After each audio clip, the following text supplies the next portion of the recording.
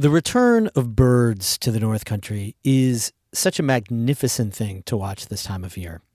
But the migration is hazardous for the birds, especially with man-made obstacles, everything from power lines to wind turbines to lights. Lights can really disorient the birds. A new state program aims to help by turning some of them off. And you can follow suit too. That's today's story of the day. Support for Story of the Day comes from the St. Lawrence County Community Development Program, now accepting applications for the Head Start program to prepare children ages 3 to 5 for school. Online at slccdp.org/head-start.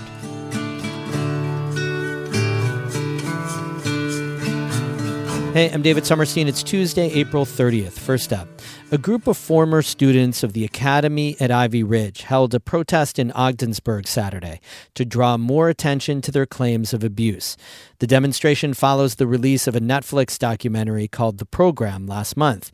It includes detailed testimony of physical, sexual, and mental abuse allegations, often with documents as evidence that were found at the now-closed boarding school for troubled teens. Catherine Wheeler was at the protest and has our story. Around 45 former Academy at Ivy Ridge students lined up on the steps of Ogdensburg City Hall for a photo. They were there to protest the abuse they say happened inside of Ivy Ridge. Their hand-painted signs said things like, "Why are these still open?" and "Shut them down," referring to institutions like Ivy Ridge that are billed as boarding schools for troubled teens. What changes can be made right now, right here today, to get movement for justice? That's what we need to be looking at. Rob Peterson was at Ivy Ridge between 2002 and 2004. He organized the protest and started a Facebook group for Ivy Ridge survivors and anyone interested in what happened. He says he wants more lawmakers supporting the Stop Institutionalized Child Abuse Act, a bill in Congress that would study and prevent child abuse at youth residential programs.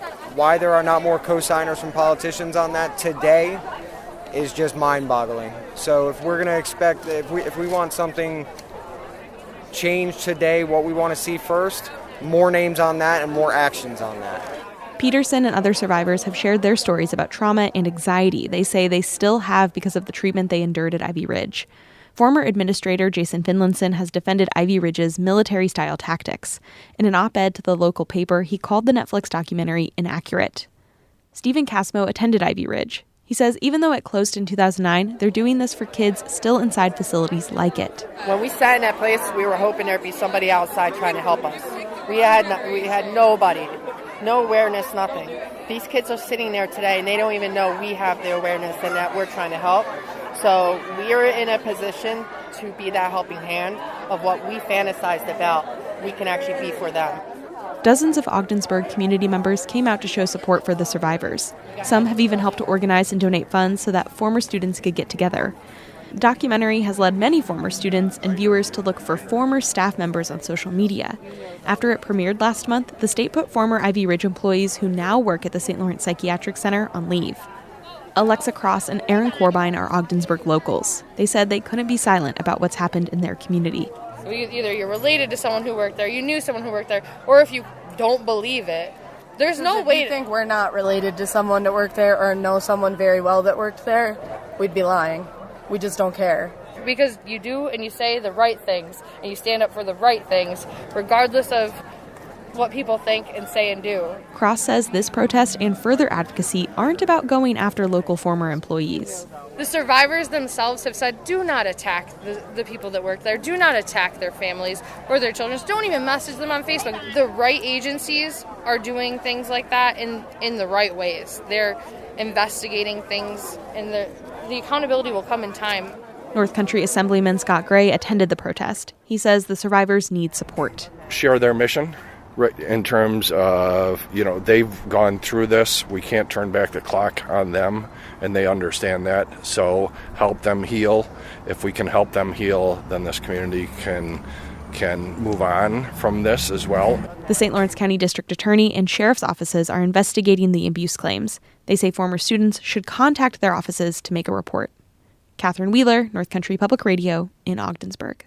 Water levels on Lake Ontario and the St. Lawrence River are around average so far this spring. That's according to an update from the International Lake Ontario St. Lawrence River Board. Lake Ontario is currently at 246 feet. Officials say forecasts are showing a higher chance of water levels declining below their long-term average this summer.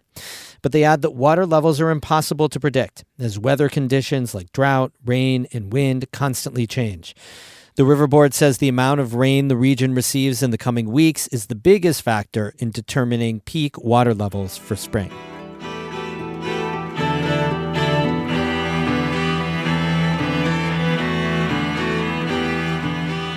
This is the time of year that birds migrate, moving from their warmer winter homes back north. To aid their journey and to cut down on bird deaths, New York State has ordered all state buildings and offices to dim or turn off non-essential lights at night. The program is called Lights Out, and the public can get involved too. Amy Feiereisel reports. Starting in 2022, New York has required state buildings and offices to dim or turn off non-essential lights at night from April 15th through the end of June. That's when many birds migrate, and they mostly do so at night.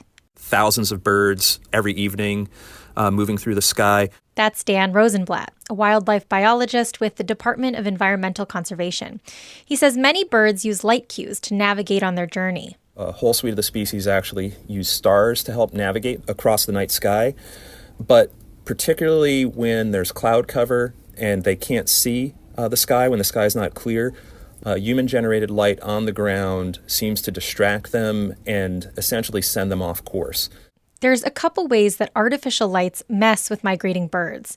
Human-created light can mimic the night sky and confuse birds that navigate via the stars. Lights can also attract birds. Rosenblatt's seen that firsthand when he worked on Long Island at a well-known lighthouse. On particularly cloudy evenings during the spring migratory period, you might get 80 to 100 dead birds at the base of the lighthouse. They're traveling at 30 or 40 miles an hour as they're heading towards it. They don't see the structure underneath the light. It's kind of like night blindness, and they actually just collide directly with the structure. Finally, changes in human architecture have posed problems, specifically large glass-covered buildings that reflect the sky at night. The official state effort to reduce lights is part of a much larger movement, says Rosenblatt, which the National Audubon and research groups like the Cornell Lab of Ornithology are involved in too. They all basically look for volunteers wherever they can. So whether it's independent businesses, whether it's folks that own a lot of real estate, or individual landowners. Really, everybody can participate, said Rosenblatt. And that's both, lights inside a house, external lights, floodlights, that sort of thing, even like the lights on a ball field that, as soon as that Little League game is over, if those lights could go off. Northern New York might seem like small potatoes when compared to big metropolises like New York City or Buffalo. But in a sea of dark, light can be even more disorienting, said Rosenblatt. He said a city like Plattsburgh, without much light pollution around it, can be dangerous on a cloudy night. If the birds are heading, in the vicinity of the Plattsburgh area, and you wind up getting one of these fronts moving through that has really low cloud cover, the birds will kind of move below the clouds. And that's a scenario where having that sort of singular city might actually be sort of like a stronger attraction for them. But the flip side of that is if a city like Plattsburgh participated in this program, theoretically, that would clear the area for a much larger area for the birds to be able to move through. Rosenblatt also wanted to point out that the vast majority of bird collisions with buildings happen within 30 feet of the ground, many of them with large picture windows that are perceived by birds as open spaces. So every house or building in rural areas has a role to play in keeping birds safe. Rosenblatt said you can visually break up windows and make bird collisions less likely to happen. Folks like using like decals or streamers and things like that are hung up in the window. So it basically just breaks up that reflection of the open space behind them. He also warns against putting bird feeders very close to one's home, especially the new bird feeders that stick to windows via a suction cup. Amy Feiereisel, North Country Public Radio. Elaine Josh from Saranac Lake suggested this story. Thanks so much, Eileen. If you want to suggest a story, tell us through our texting club. Text the word TIP to 315-978-6277. We have more news all the time on our website, ncpr.org. Music today by Matthew Johnson of Sackett's Harbor and Muskox of Ottawa. I'm David Summerstein, North Country Public Radio.